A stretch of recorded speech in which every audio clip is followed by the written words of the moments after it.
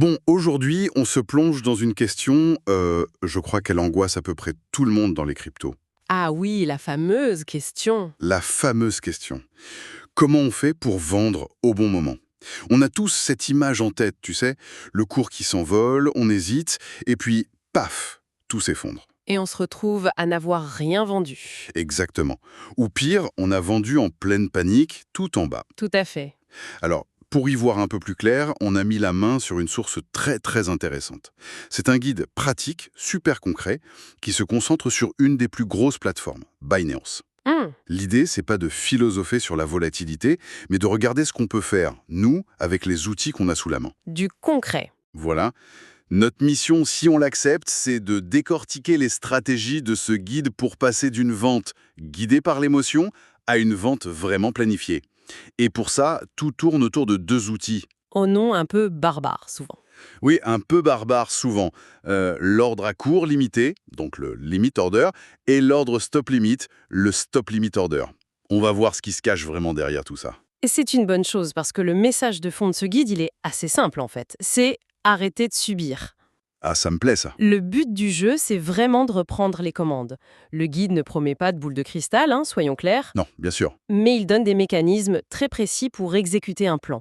Et l'objectif final, qui est martelé dans le texte, c'est de maximiser ses profits. C'est une approche très pragmatique pour transformer un peu l'espoir en une vraie stratégie. Ok, alors, commençons par le plus simple en apparence. L'ordre à court limité. J'ai l'impression que beaucoup de gens en ont entendu parler, mais que peu l'utilisent vraiment. C'est vrai. En gros, c'est juste une façon de dire « je veux vendre à tel prix » et pas un centime de moins. C'est ça? Oui, c'est exactement ça. C'est vraiment l'outil le plus direct pour se fixer un objectif de gain. Tu donnes une instruction très simple à Binance, vends mes Ethers quand ils atteignent 3000 euros. D'accord. Ou plus si possible. Et ton ordre, il est mis de côté, dans ce qu'on appelle le carnet d'ordre, et il ne bouge pas tant que le marché n'a pas atteint ton prix. Donc ça automatise la prise de profit en fait. Voilà. Fini le besoin de rester scotché à son écran en attendant le moment parfait qui, souvent, n'arrive jamais. Et ce que le guide semble dire, c'est que c'est accessible à tous, que n'importe qui peut le configurer en 3 clics sur l'interface de Binance. Oui, le guide détaille les étapes très précisément. L'idée, c'est de montrer que ce n'est pas un outil réservé aux traders professionnels. Ça paraît presque trop simple. Il est où le piège? Ben, il n'y a pas vraiment de piège, mais il y a un risque. Un risque évident que le guide souligne bien. Ah, Si tu fixes un objectif de prix, disons, trop gourmand. genre, je veux vendre mon Ether à 5000 euros alors qu'il est à 2500. Exactement. Dans ce cas, il est tout à fait possible que ton prix ne soit jamais atteint. Et ton ordre, il reste là, en attente, indéfiniment. Et la vente ne sait jamais. Jamais. L'outil automatise l'exécution, oui, mais il ne peut pas forcer le marché à aller là où tu veux. Il faut rester réaliste dans ses objectifs. D'accord, c'est logique. Et est-ce que, au-delà de ça, il y a des astuces pour bien l'utiliser? Des erreurs à ne surtout pas commettre? Absolument. Et là, on dépasse un peu la simple notice technique. Une erreur très classique, c'est de placer son ordre sur un gros chiffre rond. Ah oui, c'est-à-dire? Par exemple, vouloir vendre son bitcoin à pile 50 000 euros. Le problème, c'est que des milliers, voire des dizaines de milliers de personnes ont exactement la même idée en même temps. Ça crée un embouteillage dans quelque sorte. C'est ça, on appelle ça un mur de vente. Tout le monde veut vendre à ce niveau précis, et du coup, tu n'es absolument pas certain d'être servi. Tu risques de rester bloqué dans la file d'attente. Ah, d'accord, je vois. Et l'astuce, du coup, c'est de placer son ordre de vente juste en dessous de ce chiffre rond psychologique. Au lieu de 50 000 euros, tu vas le placer à 49 985 euros. C'est malin ça. Ça n'a l'air de rien, mais ça te permet de passer avant le gros de la vague et de t'assurer que ta vente s'exécute. C'est une petite manœuvre qui peut tout changer. Tu utilises la psychologie du marché à ton avantage. D'accord. Donc, l'ordre limité, c'est parfait pour viser un sommet. C'est l'outil d'attaque, on va dire. C'est ça. Mais, soyons honnêtes, le plus stressant, c'est souvent la défense. C'est de voir ses gains fondre comme neige au soleil, parce que le marché se retourne violemment. La chute, Comment on se protège de ça? J'imagine que c'est là qu'intervient ce fameux stop limit. tu mets le doigt sur le problème central, la gestion du risque. Et l'ordre stop limit, il est précisément conçu pour ça. D'accord. Il est un peu plus sophistiqué, c'est vrai, parce qu'il fonctionne en 2 temps. Il faut vraiment le voir comme un plan d'urgence que tu prépares à l'avance, à froid. 2 temps, c'est-à-dire... Il y a 2 chiffres à définir. Le premier, c'est le prix stop. Ça, c'est le déclencheur, c'est ton alarme incendie. Ok, Tu te dis, OK, si le prix du Bitcoin descend jusqu'à, disons, 45 000 euros, pour moi, c'est un mauvais signe, je veux commencer à envisager de sortir. D'accord. Donc à 45 000 euros, ça vend. Non, pas encore. C'est ça qui est important. Quand le marché touche ce prix, ça active simplement la deuxième étape. Ça ne vend rien. Ah, d'accord. Et la deuxième étape, c'est quoi alors? La deuxième étape, c'est le prix limite. Et ça, c'est ton filet de sécurité. L'instruction complète, c'est si le prix descend à 45 000 euros, le stop, alors, et seulement alors, place un ordre pour vendre, mais ne vends surtout pas en dessous de 44 800 euros, la limite. Je vois. Le prix stop déclenche l'ordre et le prix limite fixe le plancher de la vente? Exactement. Ça t'évite de vendre en panique totale à un prix complètement ridicule si le marché s'effondre d'un coup, ce qu'on appelle un flash crash.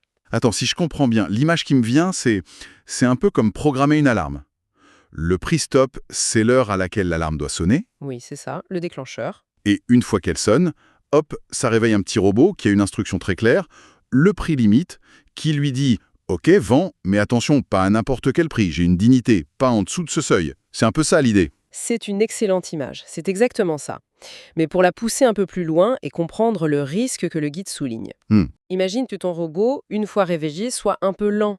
Si le marché chute très très très vite, le temps que ton robot se décide à vendre au prix limite de 44 800 euros, le cours est peut-être déjà passé à 44 500 euros. Et là, Et là, ton ordre ne s'exécute pas, parce que le marché est déjà plus bas que le prix minimum que tu as fixé. ah oui, donc ton filet de sécurité peut avoir un trou, en fait.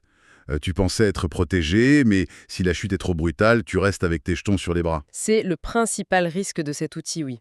Il est extrêmement puissant pour se protéger contre des baisses, on va dire progressives, mais dans une panique de marché extrême, il peut y avoir un gap, un écart entre le moment du déclenchement et la possibilité d'exécuter à ton prix. D'accord. Le guide insiste beaucoup là-dessus. Il faut bien comprendre cette mécanique et ne pas voir l'outil comme une assurance infaillible, mais comme une excellente gestion de probabilité. C'est vraiment l'outil anti-décision émotive par excellence. D'accord. Si on met tout ça bout à bout, on a donc une sorte de boîte à outils stratégique. C'est ça. D'un côté, l'ordre à court limité, c'est mon outil offensif. Je vise un objectif de profit, j'automatise la vente. C'est pour aller chercher la performance. Tout à fait. Et de l'autre, l'ordre stop limite, c'est mon outil défensif. C'est ma ligne de défense pour protéger mes gains ou limiter mes pertes si jamais le vent tourne. C'est une excellente synthèse. Si le prix passe en dessous de Y, je suis prêt à vendre, mais pas en dessous de Z. On a donc de quoi jouer en attaque et en défense, en fait. C'est ça. Et ce que je trouve fondamental dans la démarche de ce guide, c'est que ces deux outils, même s'ils sont différents, ils visent le même but. Lequel? Te faire passer du statut de spectateur angoissé à celui de stratège. Le fil rouge, c'est vraiment de sortir de la réaction à chaud. La réaction dictée par la peur. Dictée par la peur de manquer une hausse, le fameux FOMO, ou la panique d'une baisse. Là, il s'agit de se poser, à froid, et de définir son plan de jeu. Si ça monte jusque-là, je vends une partie. Si ça descend jusque-là, je sors. Exactement. En utilisant ces ordres, tu exécutes un plan rationnel que tu as décidé dans un moment de calme, plutôt qu'une décision impulsive prise au cœur de la tempête. Le texte veut transformer une action potentiellement irréfléchie en une décision calculée. On ne subit plus, on agit. Alors, qu'est-ce qu'on retient de tout ça? Pour moi, le message clé de cette lecture, c'est que vendre ses cryptos, ça devrait être autre chose qu'appuyer sur le gros bouton rouge « Vendre marché en transpirant ». C'est une belle image, mais tellement vraie. C'est une discipline qui demande un minimum de stratégie et surtout l'utilisation des bons outils. Et ces outils sont là, ils sont accessibles. Les ignorer, c'est un peu comme naviguer son boussole, quoi. Tout à fait. L'apport de ce guide, c'est moins une révélation technique pure qu'un changement de posture qui l'encourage. De mentalité même. Oui, de mentalité. Il pousse l'utilisateur à passer d'une position passive, où on est un peu le jouet de la volatilité, à une position active, où on définit ses propres règles du jeu. On fixe ses points d'entrée, ses points de sortie. Voilà, en fonction de ses propres objectifs.